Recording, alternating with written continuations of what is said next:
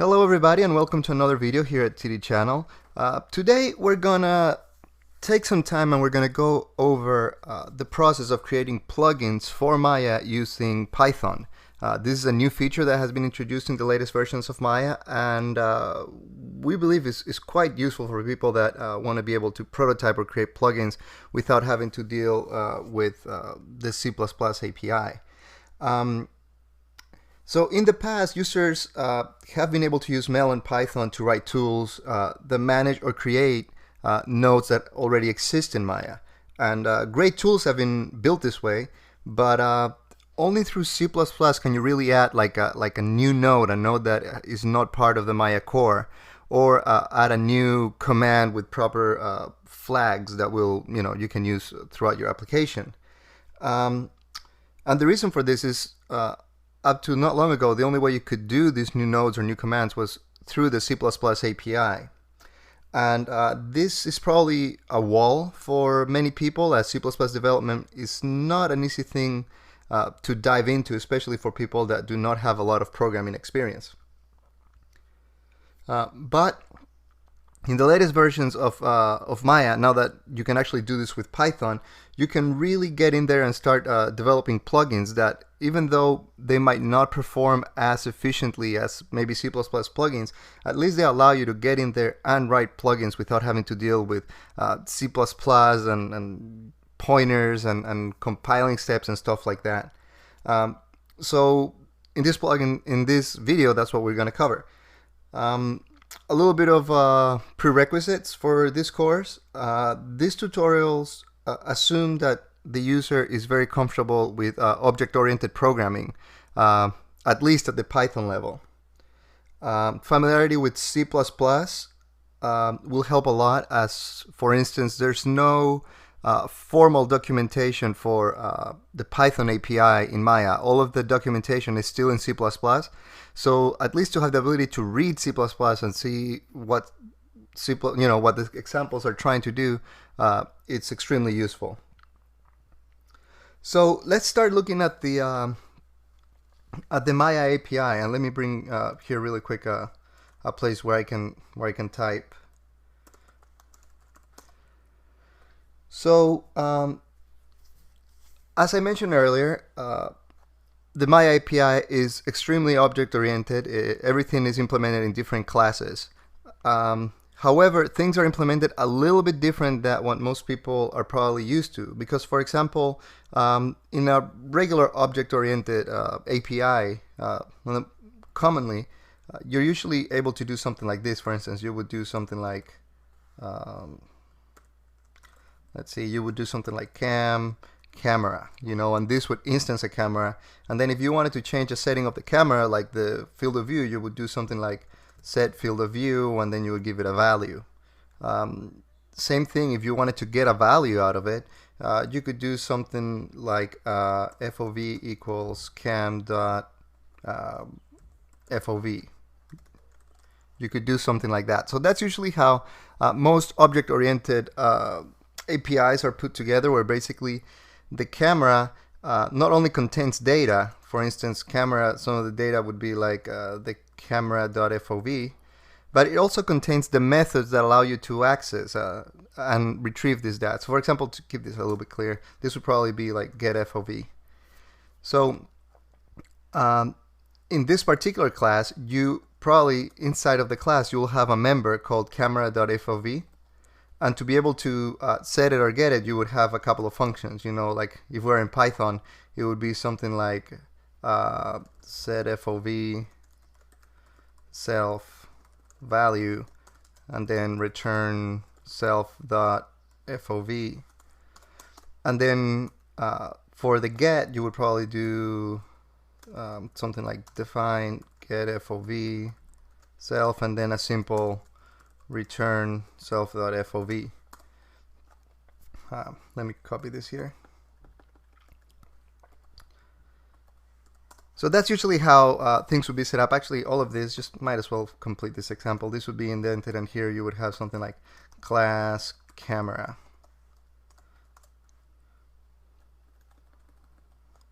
And then you would have this. So something like that, right?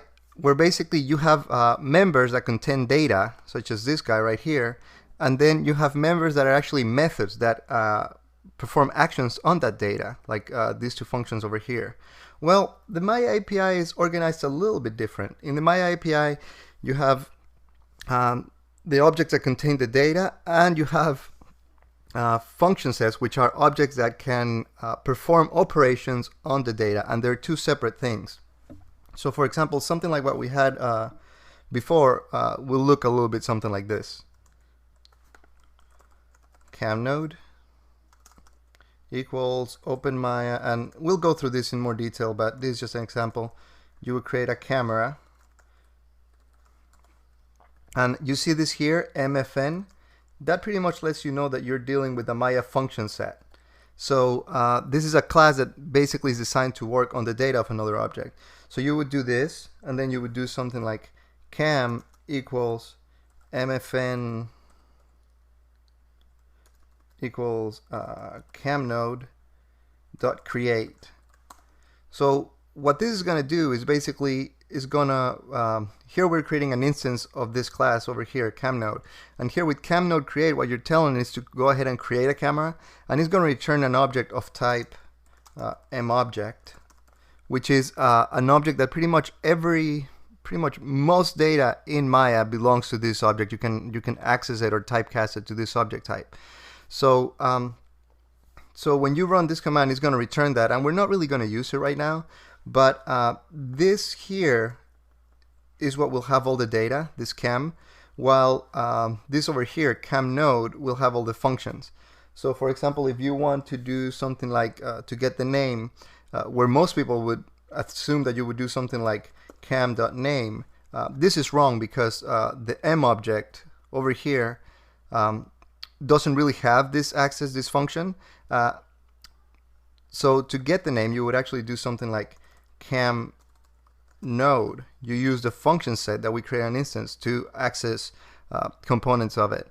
So for example, another one that you could do something like camNode.focus distance, right? And what that's going to do is give you the focus distance. Likewise, if you're trying to set it, you would do something like camNode.set focus distance, and then you would give it, whatever value you want, 125, 150, whatever. And so this is pretty much how you access the components and how you set values for objects inside of Maya through the API. The reason for this is that this object right here, cam, this contains internal data that only Maya will be able to have access and keep track of. So you never really have access to go in there and do, like I said before, do cam.name. This is something that the Maya API does not allow you to do. The only way you can access data of an object is through a function set that is designed to work with that object. So I know it's a little bit confusing right now, but as we move forward, you're probably going to see this will become a little bit more clear as we start using examples. While learning a new API, is always important to familiarize yourself with the documentation and the examples that they give you. Most of the documentation for Maya, for the API, is available over here. If you go to this address, download.autodesk.com global/docs Maya 2012 end user /index, and actually this one right here is the documentation for all of Maya. If you want the one for just the SDK, you would go pretty much to the same place, but it would be download.autodesk.com /global/docs Maya SDK 2012 en_us/index. So here's where you'll have the documentation, and as you can see here, all of this is C++. Even if you look at the examples, if you want to look at this, you see the file is .cpp, and it's all in C++. There are, however, examples for Maya and for Python, I'm sorry, and let me show you this thing. So this is the API documentation. Here you have a whole bunch of very interesting write-ups on how to do certain things like selecting objects with the API and how to access shapes or manipulators and stuff like that. how to work with Qt, which is the new user interface that Maya uses. But down here, you'll have a Maya Python API. And if you expand here, you will be able to read pretty much what's going on and how things work. On the development kit, it tells you all the files that are available for you to use. Then here it explains how to use the Maya API, and this is pretty much what we're going to go through in the next lesson. Yeah, here's where you would find the documentation, and here the last page you'll have differences between the Maya API in C++ and in Python. And then down here under plugins, under example plugins, you're going to have example scripted plugins. And basically this is going to let you know all the different plugins that ship with Maya and where you can find them as an example. So we're going to go ahead and try to at least set things up so that we can start using Python plugins. So let me go over here to my shell. Let me go ahead and quit out of this because I'm not really going to use it. Right now, in my shell, I navigated all the way out to this location, and I'm in Macintosh. So basically, I found the binary folder for my Maya. And this is just how I like to run my applications. But basically, in this shell, I had to define a couple of environment variables. One of them is called, if I do echo Maya, Maya plugin path. So you see right now, this holds a value location where I'm gonna save most of my my code. If I go, let me get out of this real quick so you guys can see a little better what I'm doing. So I have a couple of tabs here in my shell. On my other shell, this is the location where I am. So pretty much this matches to this. And this environment variable right here could be a colon separated list of paths where you want Maya to look for your script, your plugins. The way we set this environment variable, we have another video that explains more what environment variables are, but pretty much under a bash shell in Macs, in OS X, what we do is something as simple as export, and then we did Maya plugin, plugin path, and then we did equal, copy and paste this, and that pretty much set it up. So now we can do echo of that again, and it will show us that. So that being done, now when we start Maya, Maya's going to look for plugins in this location. So that's the first thing we need to do. Now we're going to go ahead and write a simple hello world plugin, and basically I'm going to break down the code of what's going on and how it works. So let's start a text editor, hello world.py, and this is pretty much a plugin that ships with Maya, so I have all the copyright information here on top. Here at the bottom it explains a little bit how to use it, but let's go ahead and break this down. So let me make this bigger, and we're gonna start cruising. Up here you see k plugin command name. Basically this is a constant. Whenever you see this k in front of a variable, usually it tends to mean that it's a constant. So this is the constant that's going to be used throughout the script, and it's going to give the name of the command that we're going to create, and it's called sp hello world. Then next we're going to create an instance. We're going to create a new class that is going to be derived from the mpx command class. And basically, before I continue, I'm going to explain a couple of things. The Python API brings a couple of things, brings several files with it. The OpenMaya file, this one right here, basically contains a good set of functions that of classes that you're going to be using throughout your script. So if we go over here, for instance, and we go to API reference, and we go to classes, and we do let's do marglist. So you see, this is part of the OpenMaya package, and all of this stuff is in the OpenMaya package. So there's a lot of stuff in the OpenMaya package. Then the other package that we're going to be using, it's called OpenMaya MPX, which stands for proxies. And basically, anytime you're creating a new plugin or a new command, you are creating a new proxy, and Maya is gonna take control of this proxy and is gonna know what to do with it. But basically, that's what you need to use if you're trying to develop a new script or a new command or a new node for Maya. If we go over here into the let's find the Maya Python API. Well, it doesn't explain it here. I wanted to go a little bit deeper, but basically this right here, the MPX, is the one that gives you the proxies, and proxies is what you are going to use to develop your plugins. So let's get back over here. So we're going to create a new class, and it's going to derive from the proxy command. Then in here, we're going to do a constructor, which is the init, and basically all it's going to do is call the constructor of the parent class, because we don't really need to do it anything else. The next command that we're going to implement is called doIt, and this command is basically the command that that every new Maya command you need to.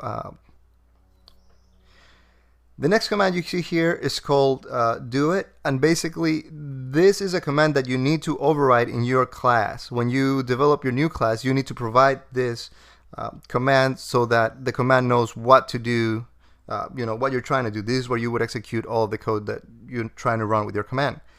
So right now, all we're going to do in there is do hello world, because that's all we really care about right now.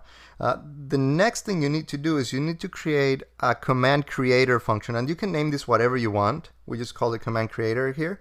And in it, the only thing you really need to do is do this. Basically, you're going to call, as from the Maya proxy package, you're going to call a function called as MPX pointer. So basically, as Maya proxy pointer, and then you give it the command over here, basically the class, and its instantiation. So basically in here we're instantiating this class, and that is being passed into this function, and this function is returned. This here is extremely important. If you don't do this, then all of the code that you're writing right now will remain pretty much in the realm of Python. It will never really be moved ownership over to Maya. And you really want that, because you want the Maya API to take care of a lot of things that it does for you for free, pretty much. So extremely important line. Do not forget to add this, or things will not work. Next thing down, we have a couple of different calls that you need to do in order to be able to register your plugin.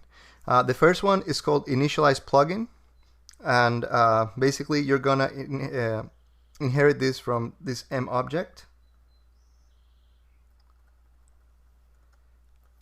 And after that, what you're going to do is, well, you're not inheriting, I'm sorry, I misspoke. Initialize plugin is going to take an argument called mObject.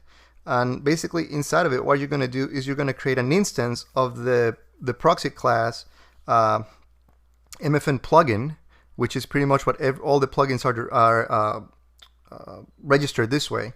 So you do this MFN plugin, you give it the object, you store that in mPlugin over here, and then you're going to do a try statement where basically you're going to try to over here, I'm sorry, you're going to try to register the command. So basically you do mPlugin.register command, and then you give it the plugin name, which remember it was a constant from all the way over here, right there. And then you give it the command creator, which basically you're telling it, okay, this is what's going to define the command, and this command creator runs this proxy as pointer, and it points over to an instance of the scripted command. So by doing that, Maya pretty much knows how to register this command. And then here basically we're given an error in case that the command failed to register. It actually lets us know that it failed. And then the last thing you have to do is down here, this uninitialize plugin, and it pretty much has the same signature as the previous with an argument called mObject. Then you're going to create also an instance of MFN plugin of that class, because we want to take actions on this plugin, and we're just going to do a deregister and the plugin name, and basically that's gonna uninitialize the plugin. So this being done, we're pretty much ready to run this command, and I didn't type anything here. This is a very simple command, and you're going to be able to find this at our GitHub address, which I'm showing here at the bottom. Here you can go and download this, put it in the right location, and start up Maya. So with that done, I'm going to go ahead and write this. I'm going to move to my other shell, and remember, you need to set up this to point to where you're going to be saving all your code. Since I already did it, now I'm going to go ahead and start Maya. So if I go ahead and start Maya here,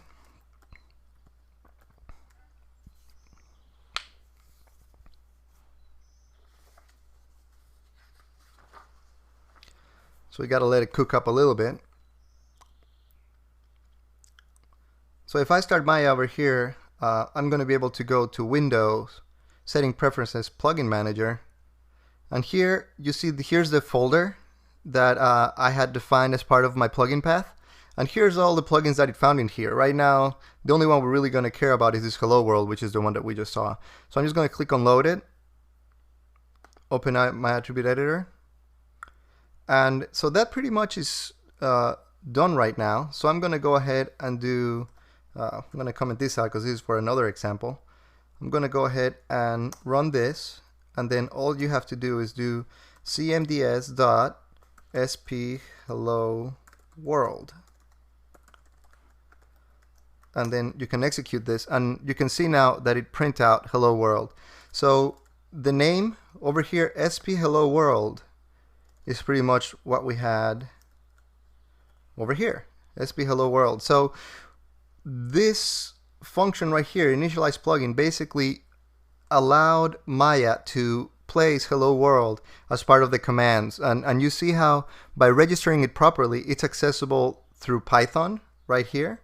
You know, first we created the commands, or you could actually access this through mail. So if I went over here and I just type this, I think that's all I need to do, just give it the name and hit enter. It's also going to do hello world. So through this one mechanism, you were able to create a plugin and register it both for mail and Python. So that's pretty useful. So that's pretty much all I want to cover right now. I don't want to linger too long. On the next plugin, we're going to go over the process of adding arguments so that we can actually control plugin a little bit better. So if you have any questions, just go ahead and post them on our question and answer forum, and I'll try to answer as best as I can. Thank you so much, and I'll see you guys in the next video.